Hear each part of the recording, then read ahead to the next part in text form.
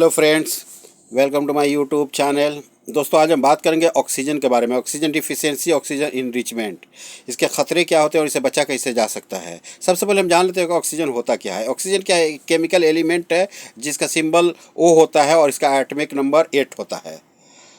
इसका डिटेल्स ये है कि सिंबल O है, एटॉमिक मास इसका अप्रोक्सीमेटली 16 होता है। नॉर्मली 15.999 करके आता है, लेकिन अप्रोक्सीमेटली 16 होता है।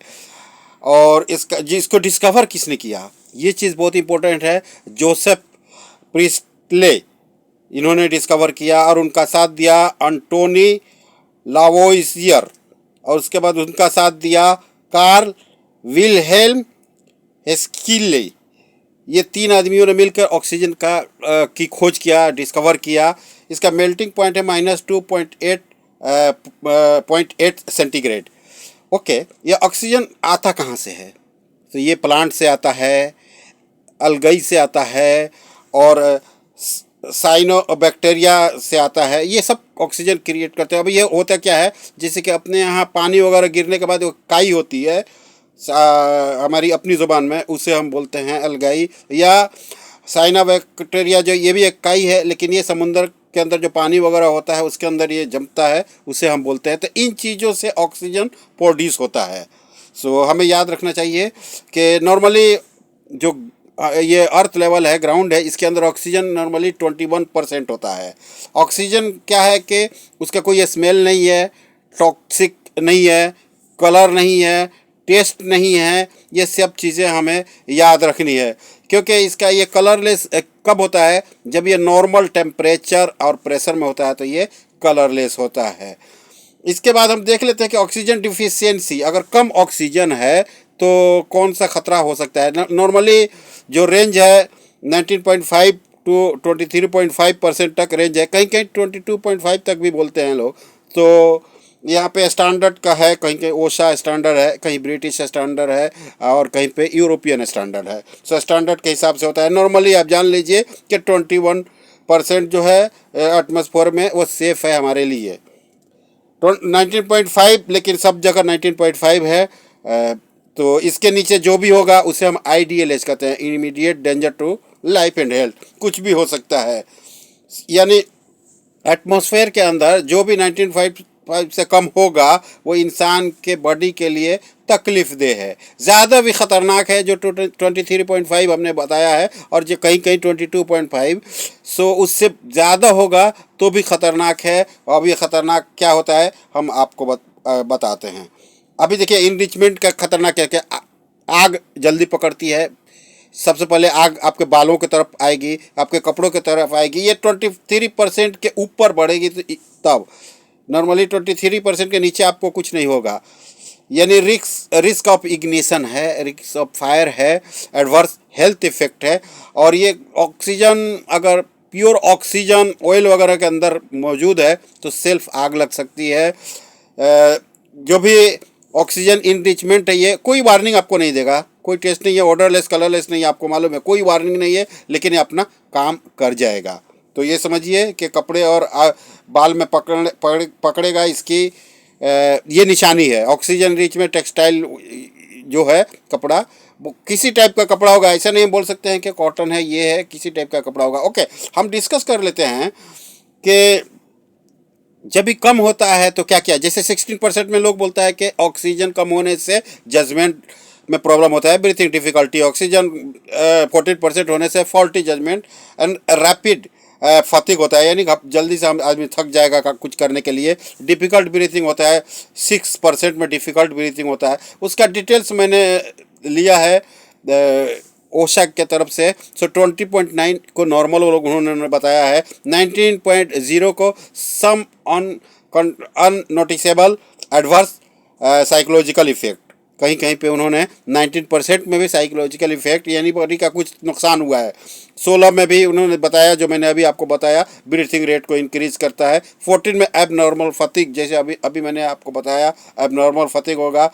12.5 इन्होंने पूरा डिटेल्स के साथ दिया है कि 12.5 में क्या होगा, वेरी वेरी पुअर जजमेंट और कोऑर्डिनेशन जो होगा बहुत पुअर हो जाएगा।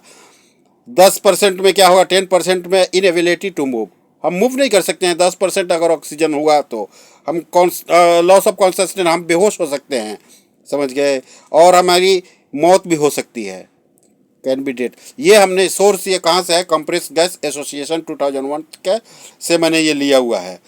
अब देखिए, लो ऑक्सीजन आपके बॉडी को क्या क्या परेशानी दे सकता है। गिड्डीनेस, मेंटल कन्फ्यूजन होगा, लॉस ऑफ जजमेंट होगा, लैक ऑफ कोऑर्डिनेशन होगा, वीकनेस होगा, टायर्डनेस होगा, नौसिया होगा, फेंटिंग होगा, अभी आपने बताया ना, लॉस ऑफ कॉन्शसनेस होगा, और फाइनली डेथ हो सकता है अगर ऑक्सीजन डिफिशियंसी है। तो हमें याद रखना है कि जिस हम हवा को या ऑक्सीजन को, जो चीज़ हमारे अंदर जाती है, ये क्या क्या चीज़ होती है, ये प्योर ऑक्सीजन नहीं हम लेते हैं। इस इन्वायरमेंट के अंदर भी प्योर ऑक्सीजन नहीं है, इसमें 21% ही ऑक्सीजन है, कहीं कहीं आप 20% काउंट कर सकते हैं, ठीक है। इससे ज़्यादा ऑक्सीजन नहीं है इसके अंदर, और इतना ही हमें मिलता है।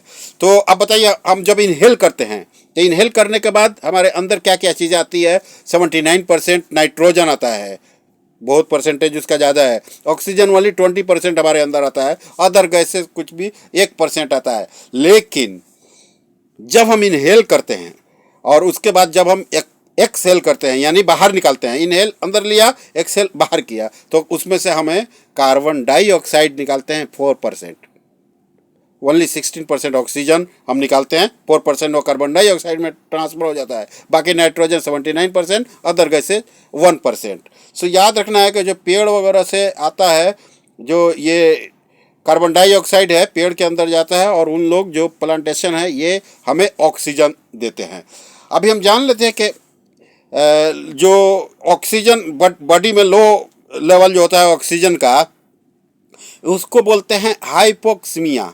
हाइपोक्सीमिया जो बोलते हैं, ये लो लेवल का जो ऑक्सीजन है हमारे बॉडी के अंदर होता है। इसका कॉज, इससे क्या होगा, जब भी लो लेवल होगा तो हेडेक होगा, डिफिकल्टी ब्रीथिंग, रैपिड, और स्किन भी कभी कभी कलर चेंज होने का चांसेज है, ब्लूइश स्किन होने का चांसेज है।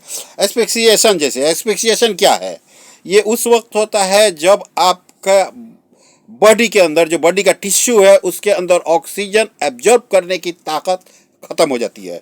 उस वक्त हम उसको एक्सपीसिएशन कहते हैं, यानी सांसों का फूलना, एक्सपीएशन, हमें सांस लेने में तकलीफ होने लगती है जब हमारा ऑक्सीजन लेवल टिश्यू को बराबर नहीं मिलता है। अभी एक आज बताया है कि 30% ऑक्सीजन अगर एटमॉस्फेयर में हो जाएगा तो क्या हो जाएगा।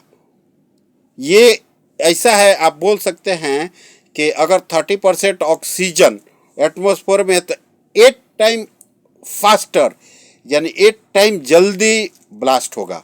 अगर ये होगा तो जल्दी से बर्न होगा और एक्सप्लोड होगा। सो आप समझ सकते हैं कि ऑक्सीजन बहुत ख़तरनाक है, इसलिए ऑक्सीजन से बचने के लिए ये सब चीज़ें हैं। हमारे पास ऑथोराइज गैस टेस्टर होता है, हम जब ऑयल एंड गैस सेक्टर में जाते हैं, ऑथोराइज गैस टेस्टर होता है, उसके बाद मल्टी गैस डिटेक्टर होता है, जिसमें हम गैस टेस्टिंग करते हैं, ऑक्सीजन लेवल हम टेस्ट करते हैं कि लो लेवल है या हाई लेवल है। अभी उसके हिसाब से हम अपना डिसीजन देते हैं। कार्बन मोनोऑक्साइड चेक कर सकते हैं, टॉक्सिक गैस चेक कर सकते हैं, फ्लेमेबल गैस हम देखते हैं कि ये सब चीज़ें जो हमारे बदन को नुकसान दे। यानी जो भी प्लांट है, सेफ्टी ऑफिसर को क्यों हायर किया जाता है, इसलिए कि सेफ्टी ऑफिसर के पास एक नॉलेज होता है, कंपिटेंसी होती है, काबिल आदमी होता है, एक्सपीरियंस होता है, पढ़ा लिखा आदमी होता है, और वो आदमी आपको गाइड करता है और वो आदमी आपको बताता है। Gas tester authorise gas tester होता है, फिर भी सेफ्टी ऑफिसर उसको गाइड करता है कि गैस टेस्टिंग जो भी कर रहा है वो रीडिंग करेक्ट होना चाहिए, किस लेवल में करना चाहिए, फर्स्ट कहाँ करना चाहिए। तो आप गैस टेस्टिंग में आप जान सकते हैं कि हमारा होता है टॉप, मिडिल, बॉटम लेवल, ये तीनों हमें टेस्ट करना पड़ता है ताकि हमें करेक्ट इन्फॉर्मेशन मिले और कोई भी एक्सीडेंट नहीं हो। हमारे पीछे बहुत सारे लोग काम करते हैं और उनके पीछे बहुत सारे उनकी फैमिली वेट कर रही है। Thank you very much friends.